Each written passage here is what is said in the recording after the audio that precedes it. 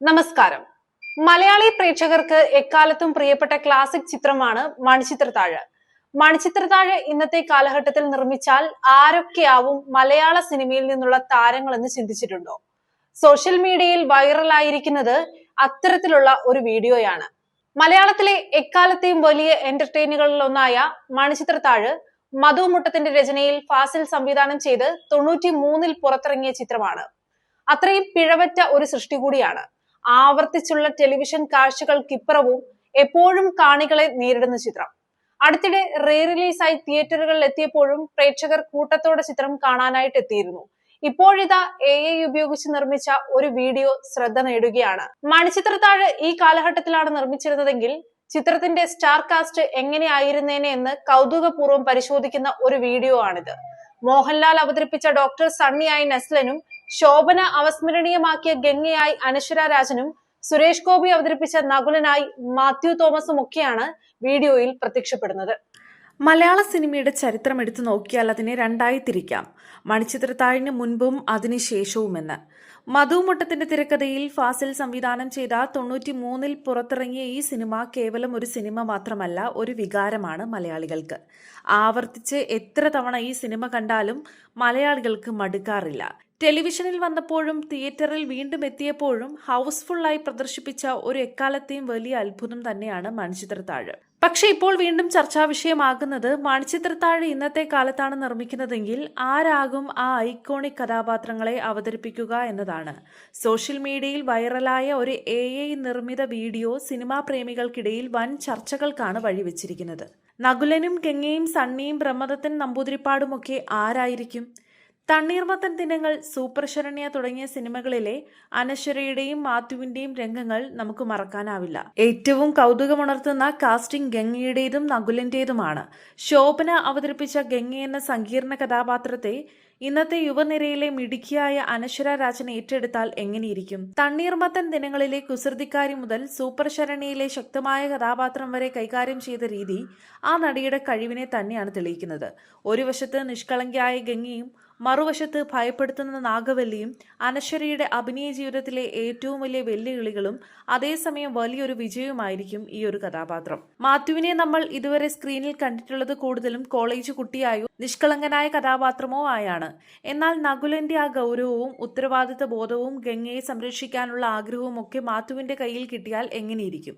അനശ്വരയും മാത്യുവും തമ്മിലുള്ള on screen chemistry തണ്ണീർമത്തൻ ദിനങ്ങളിൽ നമ്മൾ കണ്ടതാണ്. ആ കെമിസ്ട്രി ഒരു സൈക്കോളജിക്കൽ ത്രില്ലർ പശ്ചാത്തലത്തിൽ കാണുന്നത് ഒരു പ്രത്യേക അനുഭവം തന്നെ ആയിരിക്കും. ഗംഗ എന്ന് വിളിച്ച നകുലന്റെ സ്ഥാനത്ത് മാത്യുവും വിടമാട്ടെ എന്ന് അലറുന്ന നാഗവല്ലിയായി അനശ്വരയും. ഇത് ചിന്തിക്കാൻ തന്നെ അല്പം പാടാണല്ലേ?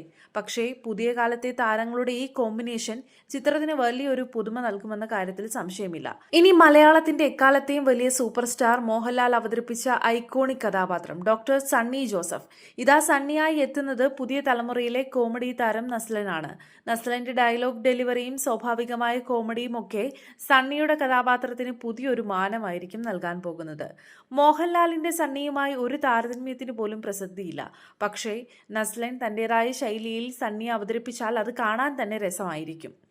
ഇന്നസെന്റ് അവതരിപ്പിച്ച ഉണ്ണിത്താനായി സൗബിൻ ഷാഹിറും നെടുമുടി വേണുവിന്റെ കഥാപാത്രം ചെയ്യാനായി ദിലീഷ് പോത്തനും ഈ രണ്ട് കാസ്റ്റിംഗുകൾ അത്രയും അനുയോജ്യമാണ്. ഉണ്ണിത്താന്റെ ആ പാവത്താൻ രീതിയും എന്നാൽ ഉള്ളിൽ പേടിയുമൊക്കെ സൗബിൻ നന്നായി കൈകാര്യം ചെയ്യും. തമ്പിയുടെ ആ പാരമ്പര്യത്തിലും തറവാട്ടു മഹിമയിലുമുള്ള വിശ്വാസവും ഗൗരവവും ദിലീഷ് പോത്തനും കൃത്യമായി നൽകുന്നുണ്ട്. തിലകന്റെ ബ്രഹ്മദത്തൻ നമ്പൂതിരിപ്പാട് അത്രയും പവർഫുള്ളായ ഒരു കഥാപാത്രമായിരുന്നു. ആ വേഷത്തിലേക്ക് AI നിർദ്ദേശിക്കുന്നത് അലൻസിയറിനെയാണ്. അലൻസിയറിന്റെ ശബ്ദവും ഗൗരവമുള്ള മുഖഭാവവും ആ കഥാപാത്രത്തിന് ആവശ്യമായ തീവ്രത നൽകുന്നുണ്ട്. ഈ പുതിയ കാസ്റ്റിംഗ് വെച്ച് നോക്കുമ്പോൾ ഏറ്റവും വലിയ വെല്ലുവിളി മഹാദേവന്റേതാണ്. ഗംഗയുടെ കാമുകൻ, നാഗവല്ലിയുടെ കാമുകനായിരുന്ന രാമനാഥനെ ഓർമ്മിപ്പിക്കുന്ന മഹാദേവൻ ആ വേഷത്തിലേക്ക് എത്തുന്നത് മറ്റാരുമല്ല, സന്ദീപ് പ്രദീപാണ്.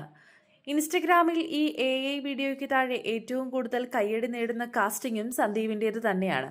സന്ദീപിന്റെ രൂപവും കണ്ണുകളും ആ പ്രണയവും അതേസമയം ഉള്ളിലെ വേദനയും പ്രകടിപ്പിക്കാൻ അനുയോജ്യമായിരിക്കുമെന്നാണ് കമന്റിൽ ആളുകൾ പറയുന്നത്. ഇനി ഇതിൽ ചിന്തിക്കേണ്ട മറ്റൊരു കാര്യമുണ്ട്. ഈ പുതിയ കാലത്തെ കാസ്റ്റിംഗിൽ പഴയ കഥാപാത്രങ്ങളുടെ ആ ആഴം കിട്ടുമോ എന്നതാണ്. മണിച്ചിത്രത്താഴിന്റെ ഏറ്റവും വലിയ ശക്തി അതിന്റെ തിരക്കഥയും ഓരോ കഥാപാത്രത്തിനും നൽകിയിട്ടുള്ള വ്യക്തതയുമാണ്. നകുലന്റെ ദേഷ്യം, ഗംഗയുടെ മാനസികാവസ്ഥ, സണ്ണിയുടെ ബുദ്ധി ഇവയൊക്കെ പുതിയ കാലത്തെ താരങ്ങൾ എത്രത്തോളം ഉൾക്കൊള്ളാൻ സാധിക്കുമെന്നതും ചോദ്യമാണ്. പക്ഷേ കാര്യത്തിൽ സംശയമില്ല, പുതിയ കാലത്തെ സാങ്കേതിക വിദ്യകളും പുതിയ താരങ്ങളുടെ എനർജിയും കൂടി ചേർന്നാൽ അതൊരു പുതിയ അനുഭവം തന്നെയായിരിക്കും. ഒരുപക്ഷെ പുതിയ തലമുറയിലെ മണിച്ചിത്രത്താഴിലേക്ക് കൂടുതൽ അടുപ്പിക്കാൻ ഇത് സഹായിച്ചേക്കാം. നമ്മൾ കണ്ട AI കാസ്റ്റിംഗ് ഒരു കൗതുകം മാത്രമാണ്, പക്ഷേ അത് നൽകുന്ന ഒരു ചിന്തയുണ്ട്.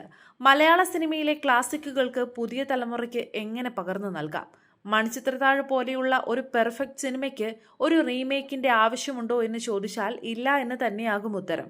എങ്കിലും ഈ AI കാസ്റ്റിംഗ് വീഡിയോയിലൂടെ പുതിയൊരാൾ ചിത്രത്തിനെക്കുറിച്ച് അറിയുകയും കാണാൻ ആഗ്രഹിക്കുകയും ചെയ്താൽ അത് തന്നെയാണ് വിജയം.